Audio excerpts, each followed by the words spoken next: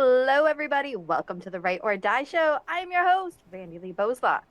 On the show, we interview other writers and we talk about mental health from their personal journeys.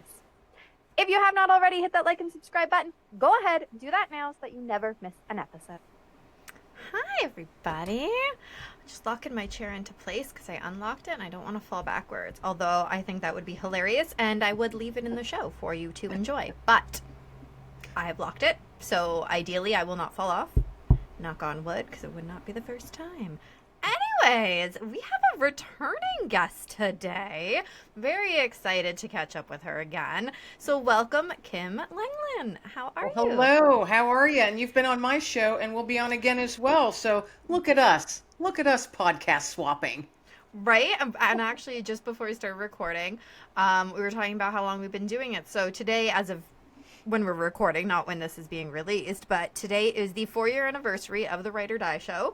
And Kim had said she had been doing her show now 5 years. Yeah, and I didn't realize that until recently. I said, oh my gosh, I'm in my 5th year doing this. That's amazing. I know.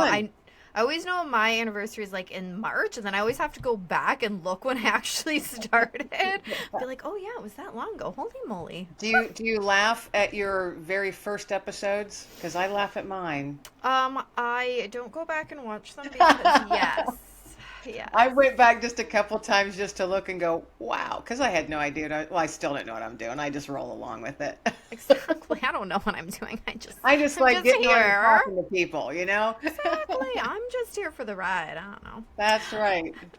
So for those who are fresh to the show and have not seen your other episodes, tell them a little bit about who Kim is. I am. Exactly. Two words. I am. Here I am. I am a veteran, an author, a podcast host, a mom, a brand new grandma. Oh, that's so exciting. So that's new since I last talked to you. Yeah, and she's almost a year and a half old now, so that has been silly, ridiculously wonderful. And she just started walking and she's starting to do the whole babble and talking and she's got teeth and it's just, I am now able once again, to see the world in awe and wonder because I'm watching through her little eyes as everything is just so new. It's just so amazing. And what a great reminder to us to take that time and bring ourselves off our own little handmade pedestals and come down to ground level again and look at the world through a child's eyes because that's the way it's supposed to be. Right. But anyway, that's so being a grandma has just been amazing. Still writing. Grandma is the greatest thing ever. I just dropped my grandson off at his other grandparents' house this morning after swim lessons, but it is the best. It is. It is. There's really no words. And now I understand when other people would say being a grandparent is the absolute best thing ever. And I was like, yeah, but being a parent, now I realize. No, it's way better. Now I realize what they meant because when you've got your grandbaby, all of your energy and time is focused purely 100% on that baby. When you're a mommy, it's focused on 18 other things as well as on trying to keep that child alive. Right? Exactly. But being a grandparent, I'm like, yes, okay, here I have that popsicle at 10 o'clock at night. Okay, yes, here's some candy because I'm taking you back to your mom's. Yes, of course you can jump around. Yes. I very rarely say no. Dirt won't hurt you. It's okay. Yes. Yeah. I love that. Whereas with my kids, no, it's way past bedtime. You can't. Yeah, it's been awesome. And I am blessed that I have her twice a week. Oh, I love it. Yeah, so it's just been so fun. And now that the weather's getting nicer, we can be outside and playing in the dirt and going on adventures and making forts and all those things. So looking forward to that. But I'm a veteran. I live with PTSD due to military sexual assault that I experienced, a long, long time ago. But as we all know, those things hang with you. It's just in how you deal with it and the toolbox that you have built over the years and how to deal with it. So I've built up my toolbox. I have a pretty hefty toolbox. So I'm very thankful to that and the people that have helped me along the way because you do need people along the way. You can't You can't really do it all on your own. Mm-hmm. It's a tough, bumpy road if you do that. And I know a lot of people listening have probably been like, "Oh yeah, that's me. I don't ever reach out for help." Well, that was me for 15 years. That was me until it wasn't, Yeah. you So know? let's talk about that because I mean it's Mental Health Awareness Week, and that means though everyone who's saying no, I don't want to reach out for help, this is the time to do it. I mean, any time is the time to do it, but like now is the time to do it. What? Yeah, it is so hard. And Randy, you know that. Mm-hmm. It's so hard when you're in your bubble. And I always say I get stuck in my own muck. Yeah. And muck to me is like that really thick kind of mud that you're slogging through, and you got your big old barn boots Mm-hmm. on, but it's the kind that like sucks onto your boot and it gets stuck in the mud, and you're Mm-hmm. trying to walk forward but you can't. Yeah. That's like my mental picture of being stuck in the muck, and I've been there, and I'm probably going to be there again.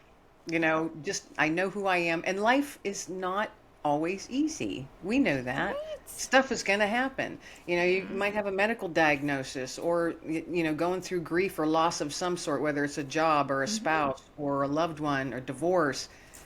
All the things So that many make up a things. life, Mm-hmm.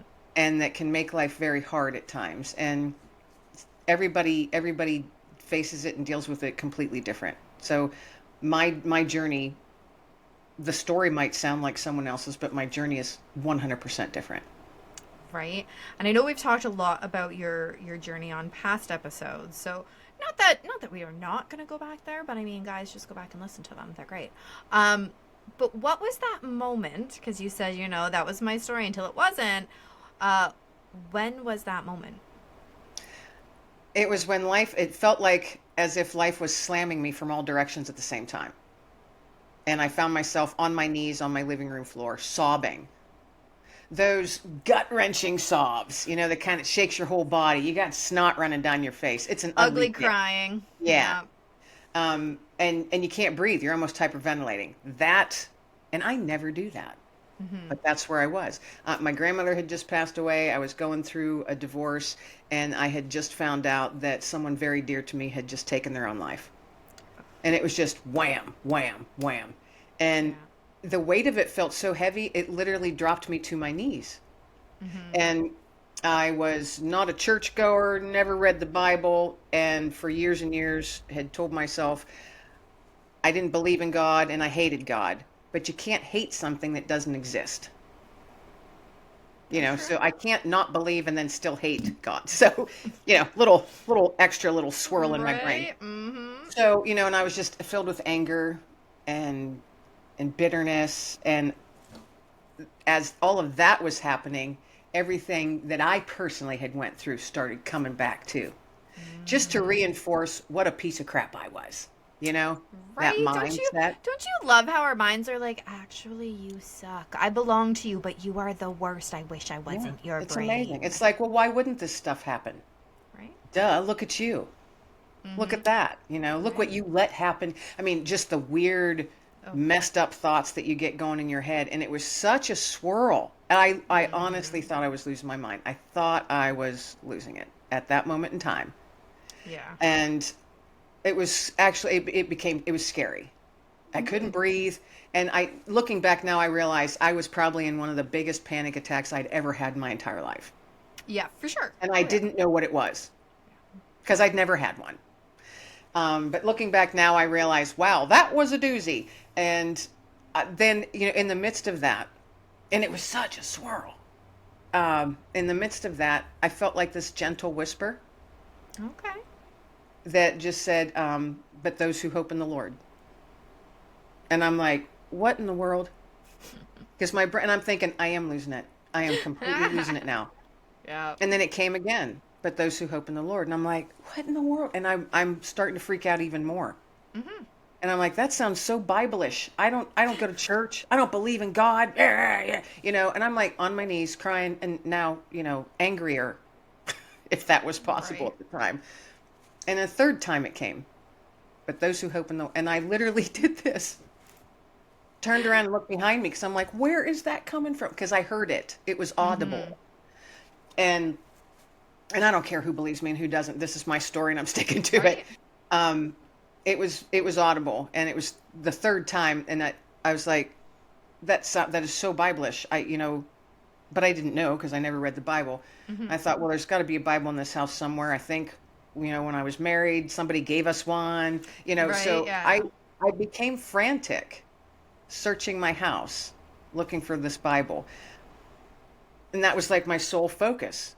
And I was still crying, still wiping snot off my arm, Yep. And I found the Bible, and I went back to the living room, and I sat on the floor, and I'm like, there's no table of contents, there's no index. Again, I'd never read a Bible. I didn't Right. know how And to if you're find it looking in the for Bible. a singular line and you don't know where to look, No, I mean, come on. right. It's not like just picking up a book, or, there is no table of contents. You know what I mean? So, but I didn't know that. And I just became so frustrated and just threw it on the ground. And I have hardwood floors. It kind of like slammed on the ground and slid a couple feet from me. And I'm like, I don't know what is going on. And I'm still so very distraught. I mean, Mm-hmm. just so distraught. And then I just kind of felt this, I don't know, more of a settling. It's hard to describe. It wasn't peace, but it was kind of a settling. Okay. And I just kind of went, and I was able to take a deep breath. And then my eyes fell on the Bible again, and I reached forward and grabbed it and picked it up and looked down. And it was literally as if words were lit up. It was, and I will never forget this moment, ever, because these words were lit up. And the words were, but those who hope in the Lord will soar on wings like eagles. They will run and not grow weary. They will walk and not faint. Isaiah. And then I started crying really hard, gut-wrenching sobs again. But it was the kind, it wasn't hurt, it was release. Yeah. More of a therapeutic cry. And I went, oh my gosh. So that was the point from I was until I wasn't. Yeah. Then I realized, oh, okay. And it was weird. It was just, I don't have the right words for it. It Maybe was, one day you will, or maybe it's just a and thing maybe that I'm not is supposed to have the right undescribable. words. Right. Right? There But are then things from that that moment on, I started to feel and look at things just a little bit different. I still didn't feel great, and I still had all this swirly mess going on. But then people started coming into my life, or onto my path, as I like to say it, that were very beneficial in getting me to where I needed to go to get help. Because prior, they were probably there. They were there all along. I just didn't see it. Yes. And I certainly didn't ask for help. But then all of a sudden I've got, combat Vietnam vets from my veteran post coming up or calling me saying, hey kid, they always called me kid because I'm, 20 years younger than them. Hey kid, how you doing? We've noticed you haven't been acting yourself lately. Okay. Everything all right? And I'm like, yeah, sure. Everything's fine. But then they would see me in person because I had lost a lot of weight. I looked awful, wasn't sleeping. I was smoking like a chimney, smoking cigarettes like a chimney, just drinking coffee like I don't drink, never really did. So I was thankful that I didn't go that route. But at one point, one of the guys, he's like, I don't know your specific what's going on with you, but I recognize the signs, and you need to get to the VA and talk to somebody, which is the Veteran Administration in the United States. And I said, I don't need any help, but thank you. I appreciate it. And he's like, no, I don't think you understand, kid. You're going to get to the VA and talk to someone and get some help, or we will drag you kicking and screaming. Yeah. And my words were, I won't share what my words were. You had some choice words. Let's say Right, some that. choice words. And I was like, I'm fine. And the next time I saw them, or they gave me a call and they're like, hey, meet us at the post. We want to do this. And I'm like, oh, okay, because we were doing something for another veteran. So, Yeah. and I'm more than happy to help somebody else. Isn't that the strangest thing? Is that we always tend to be more than willing to help somebody else, listen to somebody else, but help ourselves? What? Yeah. That is no. We Well, can't you sit do there and you're that. like, no, I'm a badass. Look at me. I'm a veteran, man. Look what I went through, and I'm still standing. Right, I am totes fine. Right. So they got me there under different pretenses, and when I got there, they're like, get in the car, we're going up to the VA. You're going to go talk to somebody. So they did drag me kicking and screaming. Yeah. Um, Yeah. and I remember this part of the story. yeah, and I am very, very thankful to them for that particular day not going with what I wanted. Yes. You know, not abiding by my wishes. But they did. They Right. took me, and at that time, and this is a while ago, folks, at that time, there was nothing in place for female veterans, especially those who had been sexually assaulted. There were no female counselors, there were no female programs, literally nothing. So there I am with they took me to a counselor to the VA. They knew this guy personally. He was a Vietnam vet. Was it the right person for me as a female veteran? No. But that's what was there. Yeah. That's what is available.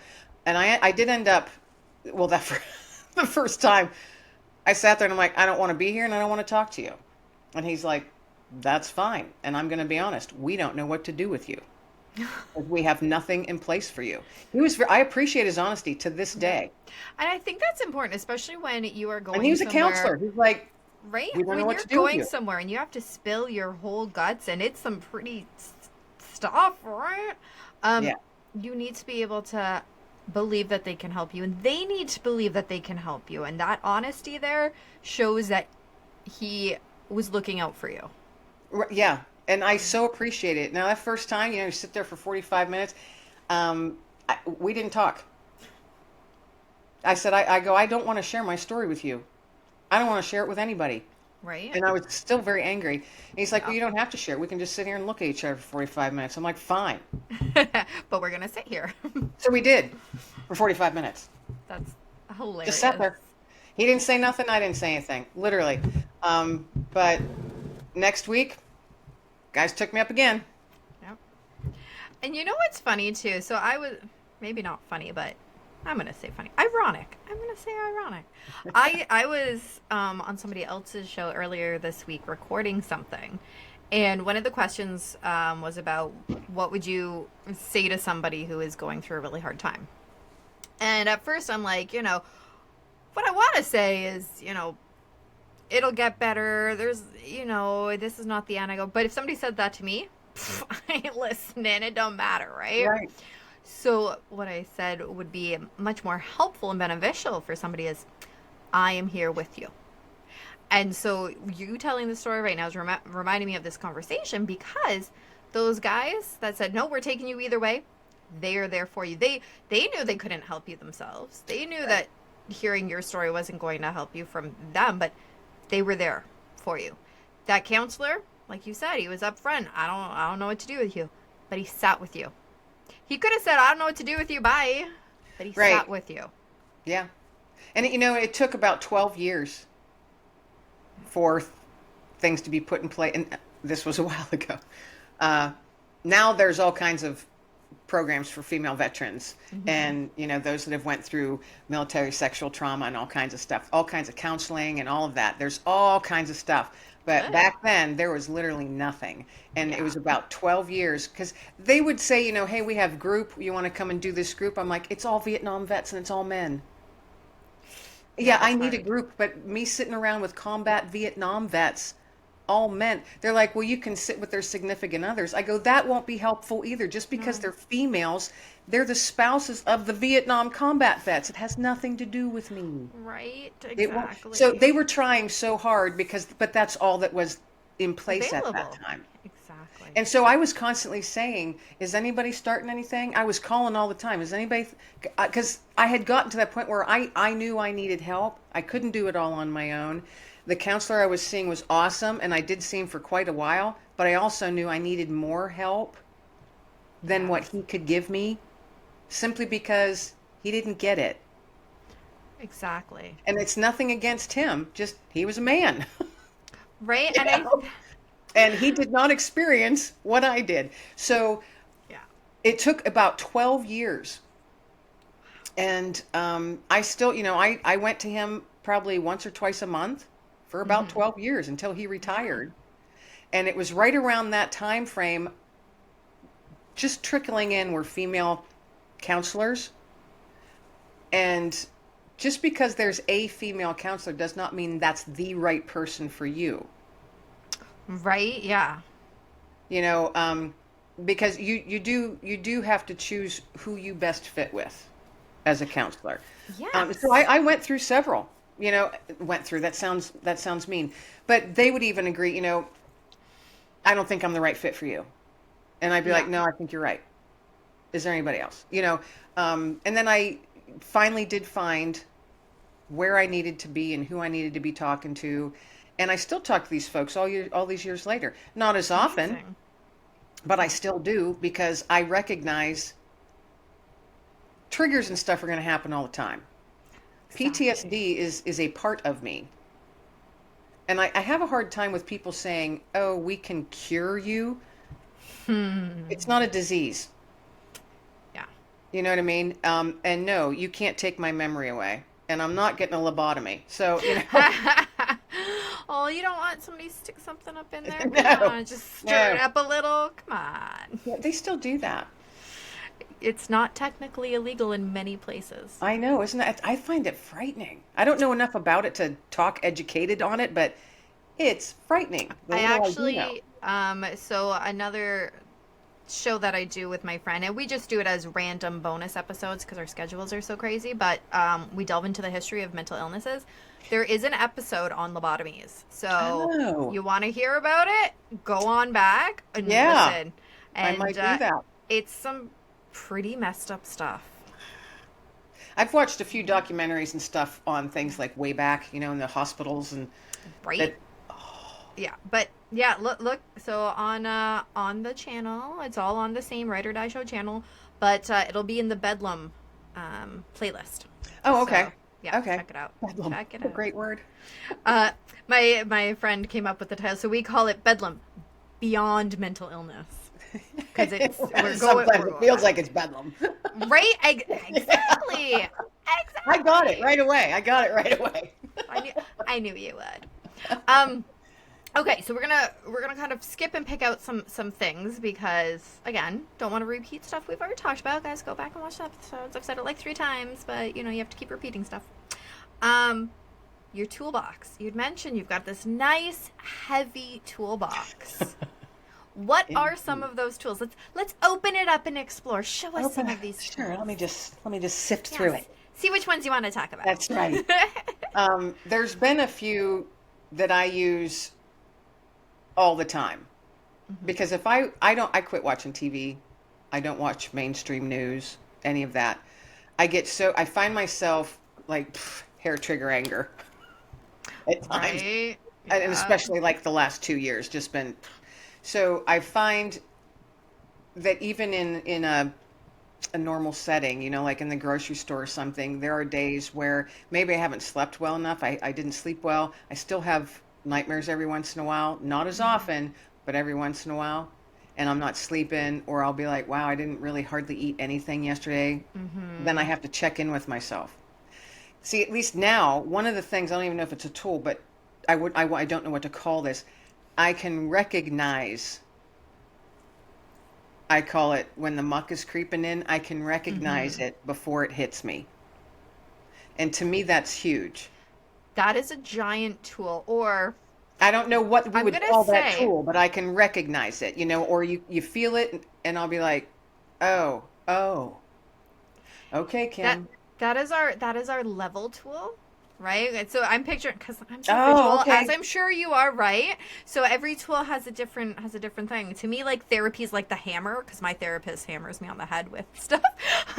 So my therapist is a hammer. I'm gonna shoot coffee out my nose. Sorry, not really. I think it was really funny. But I think being able to recognize that it's your level, right? Being able to know, am I a little bit off right now, or am I a little bit tipped? What a good mental picture. Right? Yeah. Yeah. Yeah, so my level, I pull out my level. Yeah. And if it's not quite level, little bubbles to the left or to the right on occasion, I can recognize that now. And here's another cool thing. My dog recognizes it. Oh, that is cool. And my dog before, his name was Digger, he recognized it all the time. It was amazing. He wasn't trained for that. He was just my dog. He was just my boy. And after 14 years, I had to say goodbye, and that crushed me, and I went into a tailspin, and I um, know Freddie, my daughter's service dog, who we all absolutely adore. He's 12 right now, oh, and he's bless starting him. to have accidents a lot. Oh, he's So if that tired. happens, I mean, I'm calling in sick to work. I'm canceling everything. Like Oh yeah. I will be a wreck. Yep. Oh, I was Yep. after Digger, literally for 3 months. It was Yep. horrid. But then after 6 months, I got another one, and I adopt dogs from the shelter, from a kill shelter. Always. I Yeah. adopt. And so I got Dexter, who I've had for about 5 years. Oh, yeah, 5 years. I've had him for 5 years now. Um, and he was a rescue, and I'm pretty sure he was abused. So it took a while for him to settle. And he's a Mm-hmm. big boy. He's a Belgian Malinois Mastiff mix. Um, so it took him a while to settle in and to get used to it. And now he's just a big galoot and a big baby. But I've also noticed with him, every once in a while, like I'll, start getting that, tightness, and I just feel edgy. I call it edgy all day, like Yeah. yeah, on the edge of something. I'm going to be angry or something, or I'm just going to start crying for no reason at all. I've noticed that he comes up and he starts bumping me with his head, or he just sits Mm, there and he'll put his head on my knee if I'm, at my desk working. right. They And I are. realized it took me a while, but then I realized, oh, you're refocusing me like Dick. And then I chuckle and say, "Are you channeling Digger?"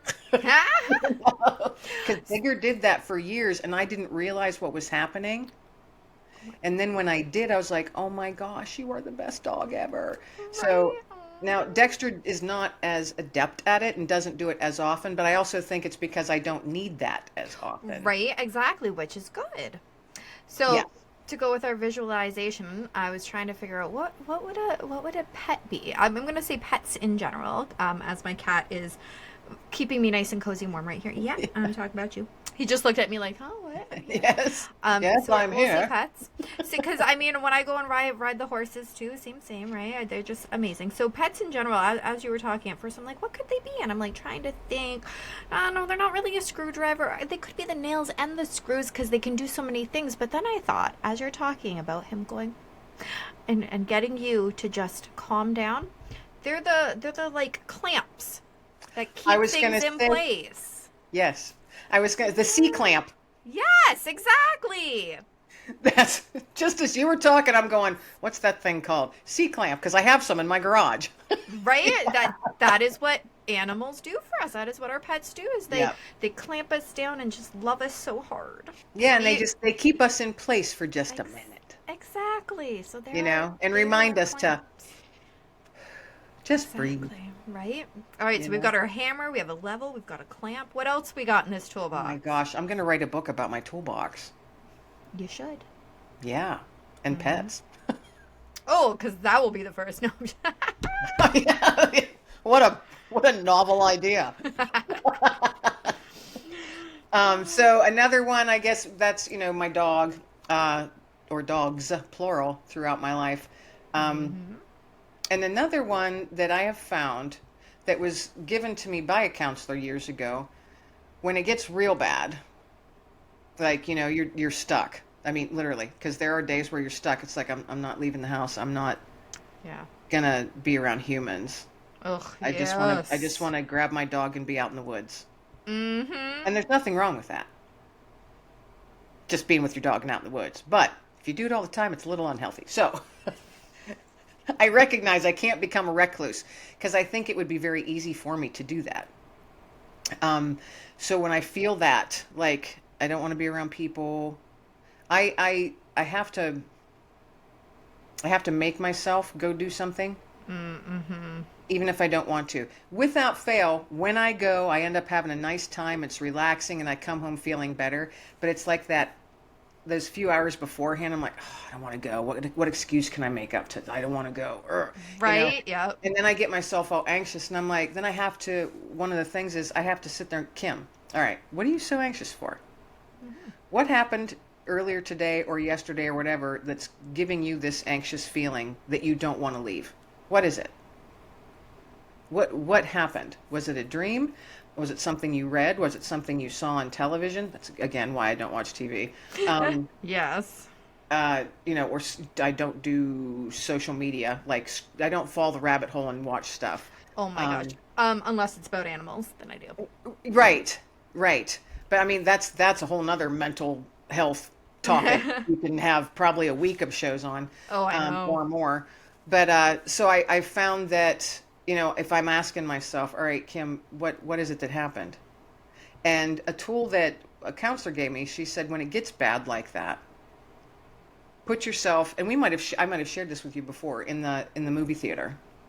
Oh, yes, you did. I remember this. This is a really good one. This is okay. And I've actually done this. I've done this when I'm standing in the middle of Walmart, and I don't care who's looking at me, because this is my journey, not theirs. You know what I That's mean? right. But putting yourself in a movie theater, so you've got the screen in front of you, you've got all the seats, then you've got the guy running the movie up in the projection booth. Yeah. So there's 3 different places you can be. Are you in the movie? Are you experiencing it? Are you experiencing that trauma again? Or is something triggering that trauma again? Are you on the screen? Or are you in the seat watching yourself? So you've distanced yourself, but you're watching it, but you're still like, oh my God. And you have no control because it's playing before you and you can't stop it. And oh my gosh. So it's just as cringy, but you're not in it. You've removed yourself a little bit. Mm-hmm. Or are you in the projection booth? And when you're up there, folks, when you're in the projection booth, what do you have? You have complete control. You can turn it off or turn it on. So there are times where I have found myself, I'm in the movie. I am the movie. Mm-hmm. I'm living in the movie again. And I'm like, no, no, no. And sometimes the farthest place I can pull myself to is the seat, is the chairs. Be like, okay, at least I'm just watching it. I'm not in it. It's not happening to me anymore. I mean, it's how your brain works, folks. Yeah. Yeah. And then I'm much better now at, as my counselor had said, she goes, you're going to get to the point where you can literally just picture a zip line and you zip line yourself right up to the projection booth. So I'm able to do that now. So example, in Walmart, bad day, didn't sleep. I knew I was anxious. I felt it all day long in my chest, and I was constantly doing this, and my jaws hurt. I'm bad for the jaw thing. Yeah.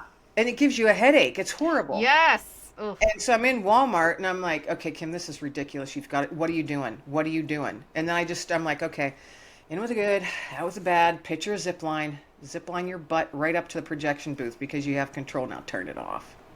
Yes.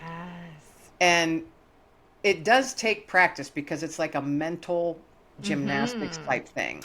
Right. And it's not something, I mean, you do, it's repetitive. You have to do it over and over again to learn it. And sometimes it feels weird.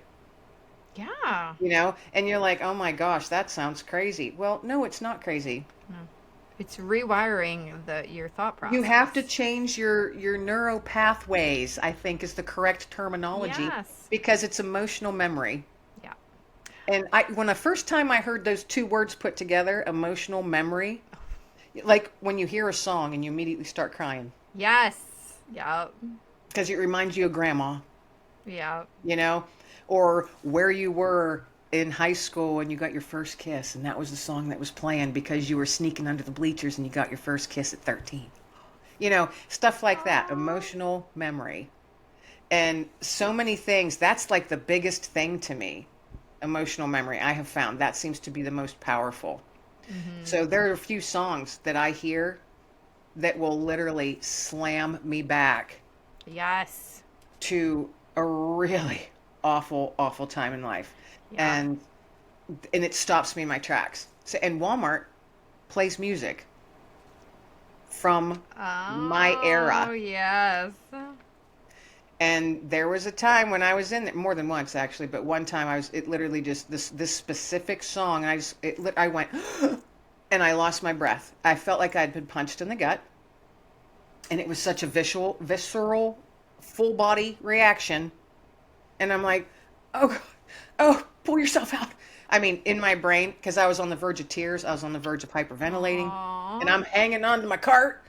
And I'm like, and you don't see anyone or anything. You go into this, at least for me, I went into this bubble of just, because it was fight or flight. And I'm like, survive, survive, survive, Right? survive. Exactly. I'm like, I'm not running. I'm going to stand and fight it. And I'm going to fight it right here in frickin' Walmart. What else are you supposed to do? Curl up in a ball in the middle of Walmart? Or leave my cart and run. Right? But you 'Cause probably I've done need the that things too. that you went there. Yeah, the very first time that ever happened, I left my cart and ran. And I got in my car and I was mad at myself because I ran.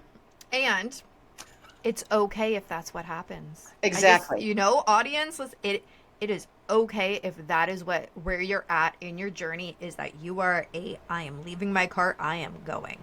Yeah. It's okay. It is okay. Because it's okay to not be okay. Exactly. But you have to recognize that. Yes. You gotta reach get out that when you heavy need it. toolbox. That's right, man. And sometimes I'm like, this toolbox is way too heavy. I must be a complete and total mess. So as you're talking about this movie theater, there's two different tools that were coming to mind. So you get to decide which one it is, okay? So when you first started talking about it, because you're talking about how you have to get unstuck from the situation and force yourself out. So I was thinking when you're having to scrape stuff, like a scraper or crowbar, right? Scraper, crowbar. I was thinking crowbar. Right? Or as you're talking then about the different seats that you are in this theater, then I'm like, well, a screwdriver has many different shapes, many different heads. So is it a screwdriver and you have to pick the right tool, the right screwdriver to fit that hole in that moment? So are we a crowbar? I mean, it could be both, I suppose, but... Ratchet set. Oh, ratchet set! There, because you can switch it up and your fork. Perfect. I love it. It's a ratchet. Boom. Mic drop.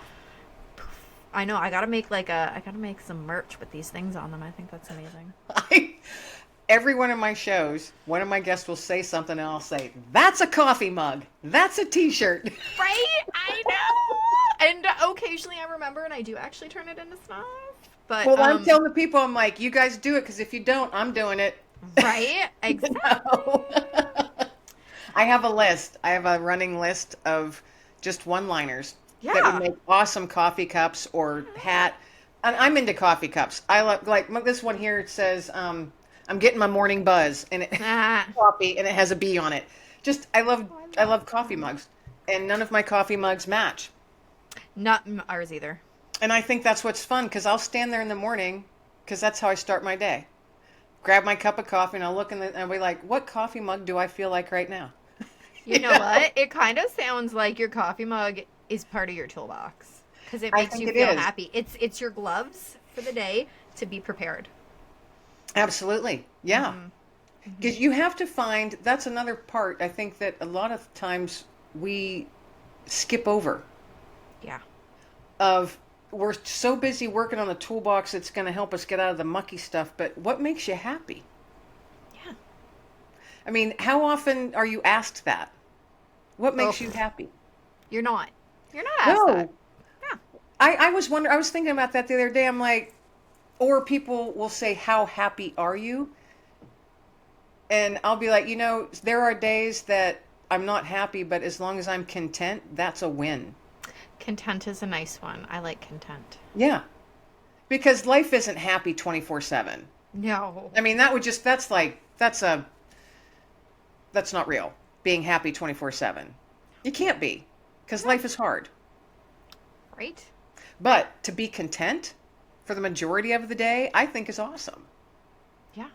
Especially, or there are moments of true, pure happiness. When I'm with my grandbaby, that's happiness. Yes. That first cup of coffee in the morning, to me, that's happiness. Watching my dog wake up and do the stretch and the yawn. Oh my gosh, dogs, they yawn. And then he comes up and his tail's just wagging because he's so ridiculous happy to see you. I'll be like, yep, it's me again, and here we are in another day. That makes me happy. Yes. Those little moments, I think we get so stuck in our muck, we forget to look for those little, and this is my thing, nuggets of hope. We forget to look for those little nuggets of hope, and they're everywhere. Mm-hmm. But it took me a long time to get there, to that mindset. Yeah. We got to put our goggles on to protect ourselves and find just little tiny bits of happy. Because they're everywhere. There's always something to be grateful for. Always, always, always. Mm-hmm. Even in the midst of total crap. Right? And it can be the smallest thing, like you said, your coffee cup. For me, often it's and I mean, you mentioned this one too, the dogs, but mine is the reverse, not them getting up, but when he goes to sleep and he goes, I love that. I know. Right? And just Yeah, that's a wonderful little sound. brushing Yeah. them, brushing the animals, I find it so soothing, so content just to brush them. Yeah. Except Yeah. my puppy, because he just doesn't understand. Stay still so I can do I know. My dogs, both Digger that I had before, well, he had like he was one of those dogs that had like 4 layers of fur. So whenever you brushed him, you brushed off a whole nother dog. We had to do it Yes. outside. Yes. But with Dexter, he's short hair, he only has like the 2 layers, but it's so funny because both of them, I would just brush them, and it's mindless. In a summer evening out on my deck, it's nice out. You hear the peepers are just starting to come out, and they're just laying on the deck, and they're just like, oh, oh, oh, oh. Right? Like that Oh my noise. It's like, gosh. I'm loving every second. you know? Yes. Oh my That's a gosh. noise I love when they're like, oh, oh, oh, oh. And I'm Yeah. like, does that feel good, buddy? Oh, they're just, yeah, they are just the They are best. They awesome. are the best. So we're gonna close our toolbox up right now a little bit. Just zip Okay. it. Actually, as I'm picturing my toolbox, so slightly off topic here. I have so many ideas in my head for stories about my tools. Right? So slightly off topic here, but a few years ago, so my husband's a mechanic, right? So he has all sorts of these tools. They're not organized. I don't know how to find anything. When I need a tool, it's a simple household tool. I need to like hang a picture on the wall or something, right? So we're at the store. My favorite color is purple. We're at the store. See? And there's this cute little toolbox that's just like household tools. You got your hammer, a basic screwdriver with some little bits in there, a leveler, and then like a little package of the tiny little like finishing nails that you would hang a picture up with and stuff, right? And I'm like, this is perfect. This is everything I need for the small little bits of things I do. So I bought it, and it's this cute little package. It's all purple and it zips up. I said, this is mine. You're not allowed to touch it. Okay? Because you have your own tools that I can't even understand. So this is mine. Well, sure enough, I go to find my hammer the one day to hang a picture on the wall. He's taken it. I don't know where it is because he broke his. And I go, okay, what is the purpose of me buying this and keeping all my stuff together if you're just going to go and take it? My tiny little toolbox. Right? This is my tiny little toolbox. You have this ginormous one. So I just wanted to share that because it was hilarious. But on this topic of sharing, it is important that we share our tools, our coping strategy tools, not my little cute purple ones, but our coping strategy tools with the world. They don't need to be a kept secret. They don't need to be zipped up. Please, if you have something that you think might help somebody else, obviously don't say it in a condescending way, and don't give it as advice. Don't be like, you should try. Be like, hey, you know what works for me in this moment? Right. And actually, here's one that I recently found that I'm looking forward to doing again. A float tank, like a deprivation float tank. Oh. It was great. I've I had never done it before either, but there was a place that opened about 40 minutes from my house, and my husband saw the sign as he's driving home the one day, and I'm going to try that. And I tried it, and I loved it. So again, I'm going to open and share that to the world. I'm not going to say you need to try it. You don't need to try it. I enjoyed it. If you have the opportunity, go ahead, try it. If it doesn't There are work for so you, many amazing things. Equine therapy. I mean, I love and I'm my going from a horses. veteran's perspective of what's in my area. Of course. Working with animals, being with animals, equine Yes. therapy. Another one for me, and I don't even know what kind of tool this would be. Well, just I guess radio we can call We're it. I don't gonna know. we're gonna figure it out, isn't it? Music. Mm. Maybe not, but not. It's instrumental type music. Okay. The kind that you almost kind of like. You can lose yourself in, because I'm not a meditator, but it's kind of like meditation type music, that kind of music.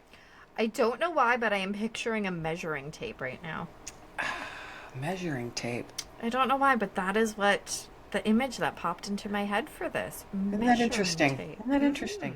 But that kind of music, and I'm thinking that's soothing, because I created a bunch of like 10 and 20 minute audio music things, and I call them Yeah. soothing sounds. Yeah. And I'm going to start putting them up on my YouTube page with my podcast. Fantastic.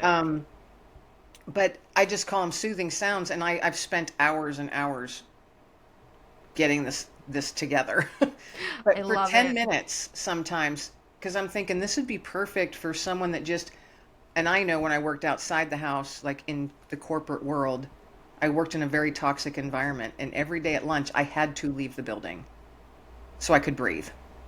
Yeah. And a lot of times I would Love just go and sit in my car and turn on the radio and just sit there. So I have a half-hour lunch. 15 minutes I'd sit there and eat whatever I brought.